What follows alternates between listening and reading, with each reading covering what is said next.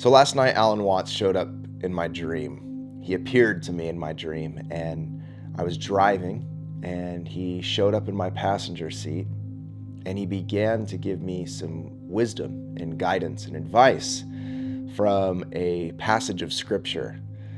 And so, a little bit of context. This is really important for me because the past few days, and really past longer than a few days, a couple of years, but it comes in waves. It's been a wave of a little bit of uncertainty and unclarity around where all of this is heading. Just my life and my work as a minister, still in the full respect of the word. A minister means servant, and where I'm here to serve. And so it's been a moment in time of just uncertainty of how all of this is being pulled together and what to do. Because if you watched my deconstruction story, I'm a pastor's kid. I was in ministry in a church for many years, but spiritual awakening and evolution has a way of catapulting you out of the institution and into no man's land, hence the name spiritual nomad, and doesn't really give a clear, defined place for you to exist and to be of service and to give your gifts and your contribution like you do in a traditional church setting. And so I've struggled with that a lot over the years, trying to find my place in all of this as a minister and as a preacher for all intents and purposes, teacher, and helping people really drop into the presence of life. And so I've found that here through YouTube and podcasting some, but it's still not the full expression for me, because at the end of the day, I'm still sitting here by myself in my living room, talking to my camera. And I long and I desire for community, for real flesh and blood relationships. And I desire that. And so I've been in a place of existential, wandering. And my wife would attest that that's not a infrequent thing. It happens probably more often than what she has capacity she has great capacity for it, actually. But, there's a lot of times she comes home and I'm like, completely existential about my whole entire existence. And she's like, can we just make dinner? But she always gives me the space and grace for it. Grateful for a wife that has that sort of awareness. But nonetheless, Alan Watts showed up to me in my dream to help guide me through, again, another wave of existential crisis and uncertainty about my life and my purpose, and understanding how this ministry calling, if that term or words are triggering to you, I apologize, but how this thing really finds its groove and rhythm as an expression of the divine through this person that I inhabit called Luke. And so none other than Alan Watts showed up, and not sure if I mentioned this or not, but Alan Watts was an Episcopal priest before he ventured into Zen, Buddhism, Taoism, Hinduism, and he just has become just such a goldmine of wisdom for the Eastern philosophies, and was really pivotal for me earlier in my deconstruction, and still is. I revisit him very frequently. I love Alan. I feel like he brings so much language to the way my mind works and sees how the divine golden thread ties all the wisdom traditions together. But he quotes often different epistles of Paul or words of Jesus, or addresses certain things about the church, because the Episcopal Church didn't take well to his first book called Zen, well, one of his first books, but they didn't take well to that. Like the institution doesn't take well to anything that is off of their narrative. And so he wrote this letter, which is really a beautiful letter, to the church, that they needed to be more open-minded and accepting of other philosophies that also point to the infinite. And they didn't have that very well. They didn't accept that very well. And so Alan left, of course, and we get, the beautiful work of Alan Watts, right? And so anyways, he's been pivotal in my life. And so as I'm navigating this, I'm in a car in my dream, and I'm driving, navigating. And Carl Jung is very helpful in understanding, how dreams are our own psyche helping us unravel shit, And so I'm driving, navigating, obviously. I'm trying to move through life, And none other than Alan Watts shows up in my passenger seat. And he's just this cool vibe, Alan Watts, as he is. Not in a hurry for anything, seemingly. And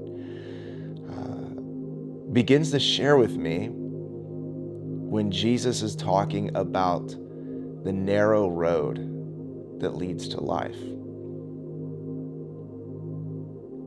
And I'm very familiar with this passage, of course, being, a pastor and such. And Alan would be very familiar with this passage, being an Episcopal priest and such. And he's tying it together in this very Watts way of doing it, But it's helping me understand that this wide road that leads to destruction is not this road that is just like, about belief. Let me rephrase this. When Jesus is speaking about the narrow road that leads to life, let's just clarify. Jesus is not saying it's the narrow road that leads to right belief. It's the narrow road that leads to life, the fullness of life, the abundance of life, the fulfillment of life, the living of life into its fullness, and us feeling the significance of our being and the expression of the divinity that wants to emerge through our very essence. Life with a capital L, the life. That is a narrow road, and very few find it. And the wide road that leads to destruction, again, is not just having a wrong theology about a very particular doctrine that was really formulated years, hundreds of years after the incarnation of Christ and Jesus. It's not what it's talking about. And it's peculiar that all of those that tend to bark about this verse that, it's the wide road, the world, man, the world's on a wide road that leads to destruction. Oh, you believe that? Oh, you're on the road that leads to destruction.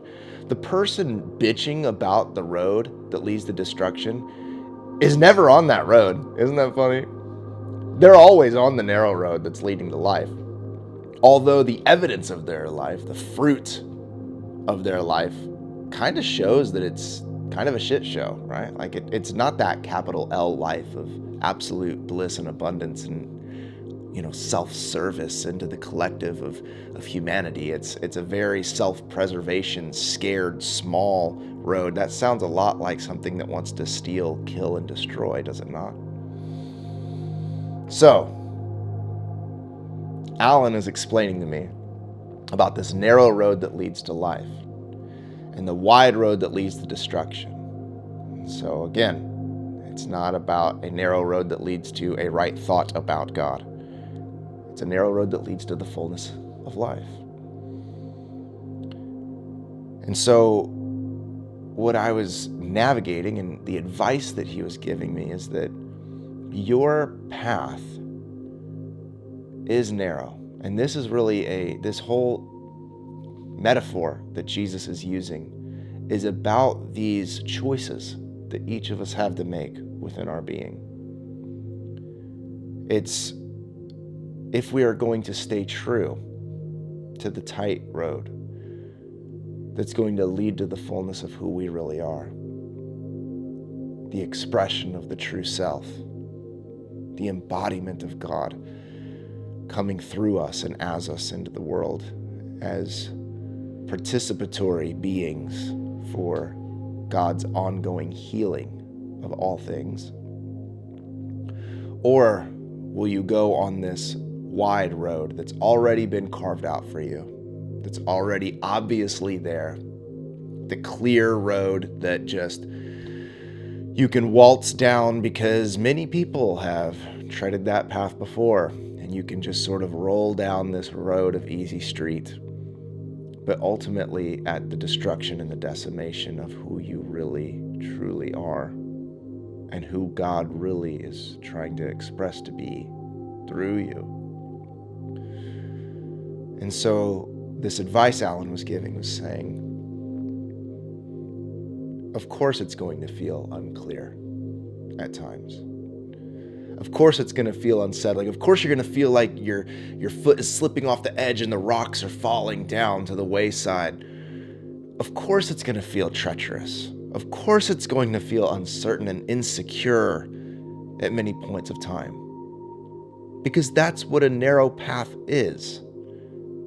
It's not this very clear, obvious way of moving through life. Everybody's mindlessly doing that. We have this sort of robot syndrome within the human experience that wants to just have everyone hand us the plan, the map of life, and expect that is going to create some depth of meaning for us. But as I heard someone say recently, that the map you choose to navigate life greatly determines the destinations that you come to. And it's true. What destination are you seeking to get to? Because if the destination that you are seeking is life with a capital L, the fullness of life, the abundant life that Master Yeshua so often speaks of, it is an otherworldly reality. It's a different type of consciousness that's going to be able to get you there. It's a mindset that's going to enable you to walk on a narrow path. Because it's not simple. And it's going to take attention and intention to walk a narrow path that leads to the abundant life. And that consciousness is the kingdom that Jesus so often speaks of, this ultimate reality beyond this plane of consciousness that we are so wrapped up in, this illusion of separation. And because of the insecurity of separation, we're so tempted to walk on that wide path. But the destination of that wide path is ultimately still the dissonance within, the betrayal within. And the divine doesn't want you to betray yourself, because your deepest self is the divine expressing itself.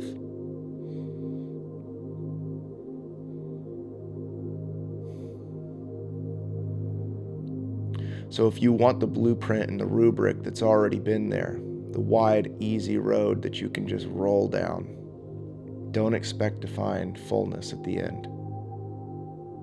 Don't expect to find abundance. And I'm not talking about all the material shit. I'm talking about real, true abundance. The spiritual awakening reality where you begin to see that all of this is just vibrating illusion around me. What is really of substance and of essence? If everything is impermanent, what is permanent?